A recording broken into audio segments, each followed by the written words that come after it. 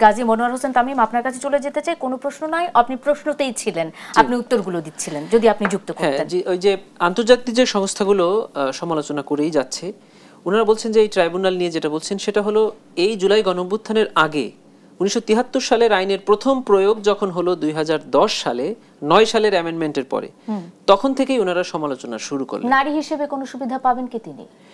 এটা নারী হিসাবে বাংলাদেশের আইনে জামিন প্রাপ্তের ক্ষেত্রে একটা সুবিধা পাওয়া যায়, রায় প্রদানের ক্ষেত্রে বা কনভিকশন দেওয়ার ক্ষেত্রে নারী এখানে কোনো সাব ম্যাটার না।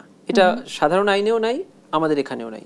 সেজন্য আমরা মনে করছি যে নারী হিসাবে ওনার কোনো মানে অনুকম্পা পাওয়ার কোনো সুযোগ এখনো নাই।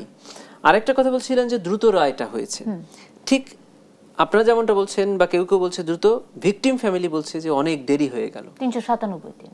তাহলে এই যে ভিকটিম ফ্যামিলির দাবি যে অনেক দেরি হয়ে গেল, আর কিছু সমালোচকরা বলছেন যে দ্রুত হলো, তার মানে হলো যে এটা একটা মধ্যপন্থা অবলম্বন করেছে, এটা দ্রুতও হয়নি এবং এটা অনেক তাড়াতাড়িও হয়নি, এবং এটা ন্যায় বিচার হয়েছে। এটা সারা পৃথিবী আশা করি বলবে, শুধুমাত্র ওই দুইটা পয়েন্টে, একটা হলো অ্যাবসকনশন আর একটা হলো ডেথ পেনাল্টি। এটা একটা প্রিন্সিপাল ম্যাটার। যারা নীতিগতভাবে এগুলোর বিরুদ্ধে তারা প্রশংসা করবে, কিন্তু এটা বলে যাবে। যেমন জাতিসংঘ যে কথাটা বলেছে, আপনি দেখবেন যে ওনারা বারবার একটা কথাই বলছেন যে জুলাই গণ অভ্যুত্থান চলাকালে এদেশে মানবতা বিরোধী অপরাধ হয়েছে, মানবাধিকার লঙ্ঘন হয়েছে, 1400 নিরীহ মানুষ মারা গিয়েছে, এগুলো সব ওনারা বলছেন। এরপরে বলছেন যে তারপরেও আমরা মৃত্যুদণ্ডের বিরোধী। ইভেন ভারত যে স্টেটমেন্টটা দিয়েছে রায়ের সাথে সাথেই, প্রায় 2 ঘন্টার মধ্যেই, তারাও বলছে যে হ্যাঁ, তারা এই রায় অবজার্ভ করছেন এবং বাংলাদেশের সকল উন্নয়নের সাথে, কার্যক্রমের সাথে তারা আছেন। এগুলো এক ধরনের পজিটিভ বক্তব্য, আমরা এগুলোকে পজিটিভলি নিচ্ছি। এবং আমরা মনে করি, যেটা গোলাম মাওলা রনি ভাই বলছিলেন, যে এই ধরনের বিচার এটা যদি না হয়, আমি একটা কথা আজকেও এক জায়গায় বলেছি যে এই ট্রাইব্যুনালের একজন সাক্ষী পারভিন এই PW3 হিসাবে শেখ হাসিনার বিরুদ্ধে সাক্ষ্য দিয়ে গিয়েছেন। উনি যাত্রাবাড়িতে কাজ করেন, একটা কি বলে রাজমিস্ত্রির হেল্পার হিসাবে, একজন নারী। উনি তার পেটের দায়ে যেদিন গুলি হচ্ছে সেদিন ওরা কাজে গিয়েছিলেন। ফেরার পথে দেখেন যে যাত্রাবাড়ি রাস্তার উপরে অসংখ্য গুলিবিদ্ধ ছেলেরা পড়ে আছে।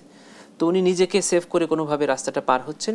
ঠিক এ সময়ে একটা অল্প বয়সী বাচ্চা, স্কুল ড্রেস পরা, গলায় আপনার আইডি কার্ড, এই বাচ্চাটা তাকে ডাকছে যে আমার গুলি লেগেছে, আমাকে উদ্ধার করেন। সে করবে কি করবে না এটা চিন্তা করছে। তখন ও ট্রাইব্যুনালের সামনে বলছে, ঠিক এই বয়সী একটা ছেলে আমার মারা গিয়েছিল, আমার ওর কথা মনে পড়াতে আমি ওকে আর ফেলে আসতে পারিনি। আমি ছেলেটাকে জড়িয়ে ধরেছি। জড়িয়ে ধরার সাথে সাথে যখন তাকে শোয়া অবস্থায় কোলে করে বুকে নিল, তখন ঠিক পিঠ বরাবর পুলিশ আরেকটি গুলি করলো। গুলি করলে ছেলেটি পারভিনকে আরো শক্ত করে জাপটে ধরে হাতটা ছেড়ে দিল, মানে ওর প্রাণটা ওখানেই বেরিয়ে গেল। এরপর পারভিন ওকে রেখে আস্তে করে পুলিশের দিকে তাকালে পুলিশ পরের গুলিটা করলো ওর চোখ বরাবর। ওর চোখ দুটা শেষ হয়ে গেল, ও অন্ধ হয়ে ট্রাইব্যুনালে এসে সাক্ষ্য দিয়েছে। ওর লাস্ট সেন্টেন্সটা ছিল এই, যে আমি বরিশাল থেকে সাক্ষী দিতে এসেছি প্রেগনেন্ট অবস্থায়। কারণ হলো, আজকে যদি শেখ হাসিনার বিচার না হয়, তাহলে আমাদের উপরে আবার পরবর্তী সরকার গুলি করবে এবং তারা বলবে মানুষ খুন করলে কোনো বিচার হয় না।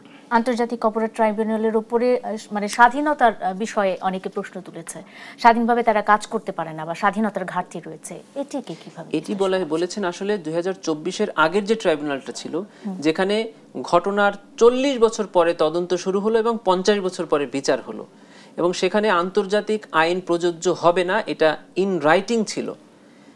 নাম হলো আন্তর্জাতিক অপরাধ ট্রাইব্যুনাল আইন 1973, কিন্তু জাজমেন্ট দিয়ে বলা হলো যে এখানে আন্তর্জাতিক আইনের কোনো প্রয়োগ হবে না। এটা যখন বলা হলো, তখন amnesty international, human rights watch, জাতিসংঘ তখনই বলে দিয়েছিল যে এখানে স্বাধীনতা নাই। 2024-এর পরে আমাদেরকে অ্যাপয়েন্টমেন্ট করার পরে যে অ্যামেন্ডমেন্টটা হলো, পুনর্গঠন হয়েছে, এটা সেই পুনর্গঠনের আইনটা পরিবর্তন করে বলা হলো যে এখানে মানবতা বিরোধী অপরাধের যে সংজ্ঞাগুলো আছে, এই সংজ্ঞাটা আমরা নিব হলো রোম স্ট্যাটিউট থেকে, এবং আন্তর্জাতিক আইনের সকল প্রযোজ্যতা এখানে দেওয়া হলো। এই জন্য আমরা বলছি যে 24-এর পরের ট্রাইব্যুনালে আন্তর্জাতিক স্ট্যান্ডার্ড অ্যাবসলিউটলি ফলো করা।